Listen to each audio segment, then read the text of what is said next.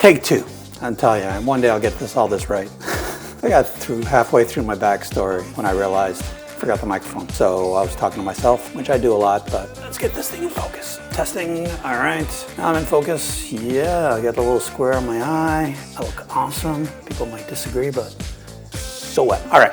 Let's do this before my wife comes home. Today, I'm gonna make fresh butter chicken with fresh naan bread, call it what it is, and basmati rice. This is gonna be awesome. This is my favorite meal, one of my favorite meals. This is the one that brings me peace and contentment, and when I eat it, I feel like all is well with the world. You'll see me do it. It is surprisingly easy to make butter chicken. It seems intimidating just because of the complexity of flavor, but when you look at it, it's not that hard. It's just, you gotta be methodical. You can't just throw butter and garlic and some onions into a pan, saute the chicken, and boom, there you go. That's not butter chicken. Butter chicken is layers and layers and layers and layers of flavor. And every step is important. If you follow the recipe, if you follow what I'm going to show you, the end result will work, will be extremely tasty, and will be awesome. First, a backstory. I'll give you a little bit of context. In 2008, 15 years ago, I went on a business trip for a week to Mumbai. It was a business trip unlike any other. I'd been to many, many, many business trips throughout Europe and Americas, but never one quite as far as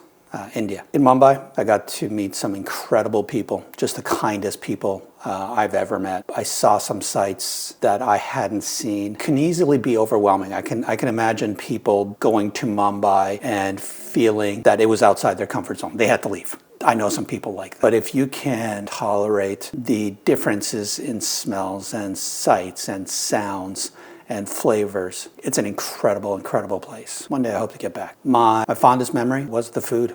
It was my first time eating fully authentic Indian food. It was incredible. It was my first time having real chicken biryani. You have what restaurants call chicken biryani here, and for the most part, it's not what you get over there. I remember, so I'll just go off script a little bit. I was looking for ways to make my team over there happy, and my service delivery manager in India recommended that we cater a meal once a month and have everybody have a team lunch that's catered and they're fed. We worked through it, and he told me about the customs and the history of biryani and how important it was to serve proper biryani. And there was just a tradition to the food. It's not just food, it's not just a series of ingredients, there's a tradition to it. And so we did that. As a company, it cost us maybe $75 to feed 30, 40 people, drop in the bucket, but the joy it brought them was extraordinary.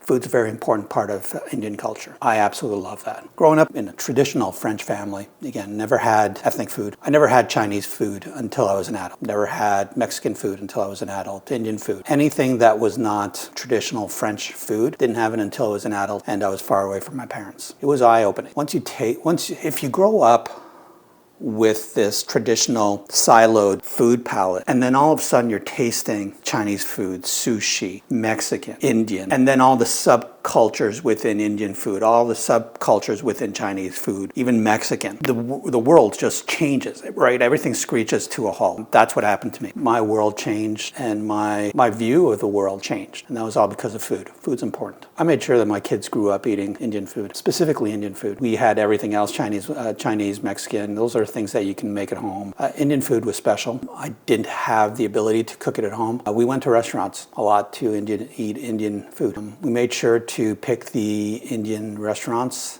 where there were fewer people that looked like me and more people that didn't look like me. And that's how we knew that we were in the right place. It's different. You can go to a traditional Indian restaurant close to here, Salem, Massachusetts. It's not the same. It's Americanized. It's boiled down to simple flavors that appeal to American palates.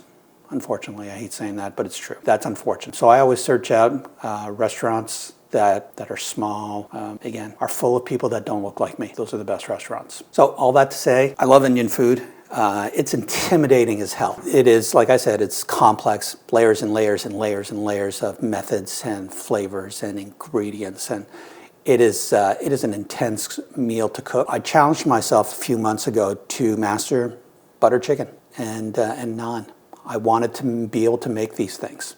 So what I'm going to share with you today is my recipe for butter chicken and fresh naan. I'm not going to go into the basmati, just cook your rice. I'll talk about it, but it's just basmati rice if you can. It's more traditional. Until I found this recipe, I had only had a butter chicken at home from a jar until I found this recipe. Oh my God, I gotta stop leaning over like that. Oh. Hurry up and get this done before my wife comes home. Naan bread, you'll see me make it. I don't have a tandoori oven in my house. It's traditional, but what I do have is cast iron pan, and you'll see. I don't want to say it works just as well. It makes pretty good naan bread. You'll see. This recipe can be done in as little as an hour, but I use chicken thighs. As you know, I love chicken thighs, and I believe that chicken thighs are better when they're cooked slowly. Flavors just kind of get in there. They stay in there. They don't evaporate or escape. Chicken thighs, low and slow. So I tend to make this recipe over a 4-hour period. That includes marinating time. I know what I forgot to do. Try again. I forgot to put this thing on. My super sexy apron. All right. Put it on. And done. All right. Well, I look like I'm ready to cook. Let's get at it. I can't miss, better yet, it's new bliss. First thing you do is prepare the marinade for the chicken. Keep in mind that the recipe I'm going to share is a large batch because I love leftovers, especially leftover Indian food. It makes my entire week better. I have it for lunch just about every day. I absolutely love having Indian food as leftovers. So it's a big batch. Feel free to cut it in half. Works just as well. So I use 2 packages of boneless, skinless chicken thighs. Each package is about 800 grams. You cut up the chicken thighs into bite-sized pieces.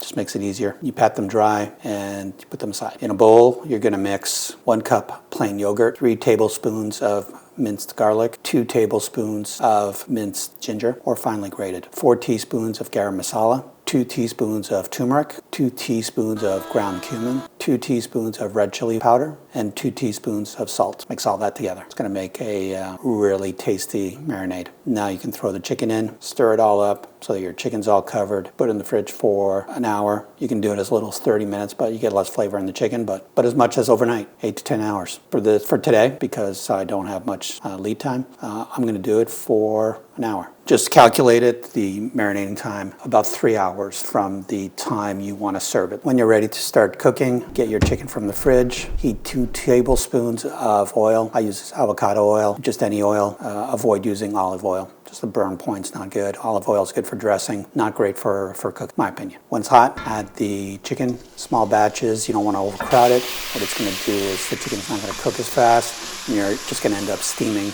the chicken. The objective here is to seal in the flavor. You cook small batches for about 3 to 4 minutes, flipping regularly. You take out each piece, each batch, and then you add some more, and you keep doing that until all your chicken is slightly cooked. The idea is not to cook it fully. The idea is to seal in the flavors. The chicken's gonna cook plenty in this stew later on. Just seal in the flavors. So now that the chicken's out, heat 4 tablespoons of ghee, or if you don't have ghee, 2 tablespoons of oil and 2 tablespoons of butter. That'll give you something similar. Add 2 large onions chopped up. It doesn't have to be pretty. It's all gonna get pureed in the end anyway. So just add your onions, just chop them up, slice them up, whatever you want. Fry the onions, not too hot. You don't want to burn them. Nobody likes burnt onions. In your pan, scraping the bottom until they start to sweat and they're getting translucent. Don't rush this. Add 3 tablespoons of garlic, 2 tablespoons of ginger, chopped up or grated, doesn't matter. Let it cook for about a minute until it's fragrant. Add 2 teaspoons coriander, 3 teaspoons of cumin, and 3 teaspoons of garam masala. Let cook for 20 seconds. You're basically mixing in all those flavors. Then you're going to add 28 ounces of crushed tomatoes, 2 teaspoons of chili powder, and 2.5 teaspoons of salt. Mix it all up. You let simmer. You let it simmer for about 10 to 15 minutes, stirring occasionally until it thickens. Again, you can't go wrong. Don't overthink this. Just do it, mix it. It'll all work out in the end. You got to trust the process. So after 15 minutes, the sauce should be slightly brownish. I use an immersion blender. The key is to kind of puree it. So I use an immersion blender directly in the pot, and I get it all nice and creamy. It turns into a puree. It doesn't turn into a velouté. It doesn't turn into some cream. All you're doing is you're mixing everything up, and you're taking away all the big chunks. That should take about a couple minutes, 2 minutes, 3 minutes. Then you stir in 2 cups of heavy cream, 2 tablespoons of sugar, and 1 teaspoon of fenugreek leaves. That's an Indian thing that you should be able to find. If you can't, you can buy them online. I'll put a link down below. Most of the spice places that I shop at don't charge for shipping, so it's fairly cheap. Add the chicken and the juices back to the pot and cook uncovered in an oven at about 300 for 3 hours. And I say uncovered, I've done it covered, and it just wasn't as good. I leave it uncovered, get the water out of that, you just get the flavor that stays. That's the best way to do it. If you're in a hurry, you can finish this step on a stovetop, turning up the heat and just going for 10 minutes until it's all cooked. All right, and finally we're ready to make the naan bread. Super simple, you'll see.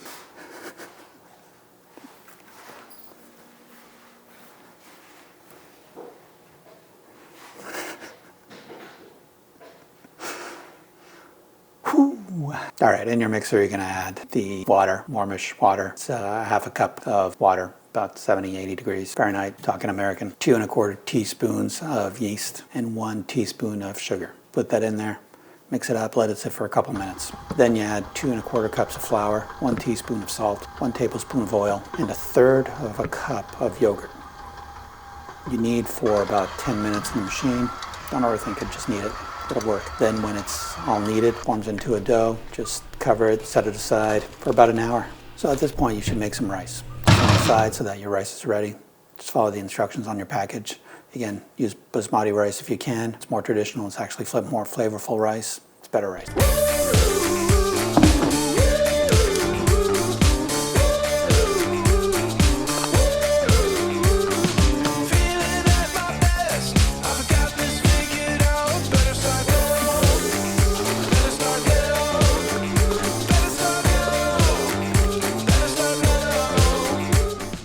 So you start heating your cast iron pan. It's it's hot by spraying some water on it. It should evaporate, but just turn it up to medium. Let it get hot. If your cast iron pan is hot, it should work fine. Cut the dough into 8 pieces and roll into balls. You set that aside to rest for 10-15 minutes. Then you use a rolling pin and you flatten out each ball into flat pancakes, basically. You cook on the cast iron for 1 to 2 minutes per side.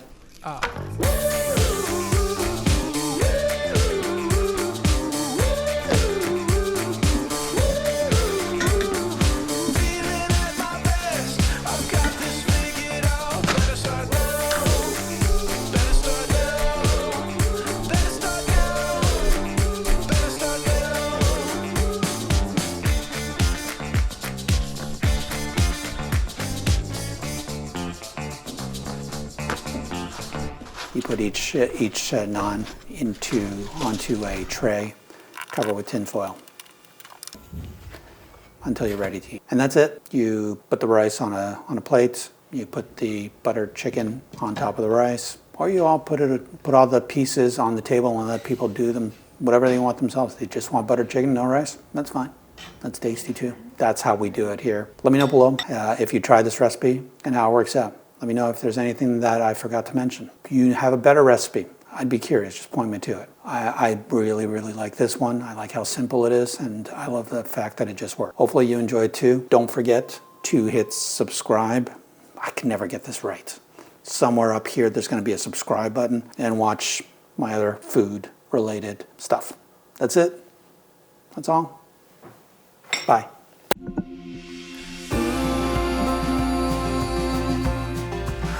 Grow old with you.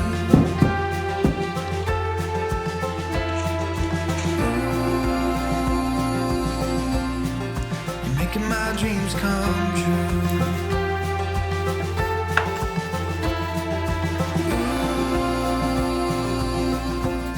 'Cause I don't get old loving you.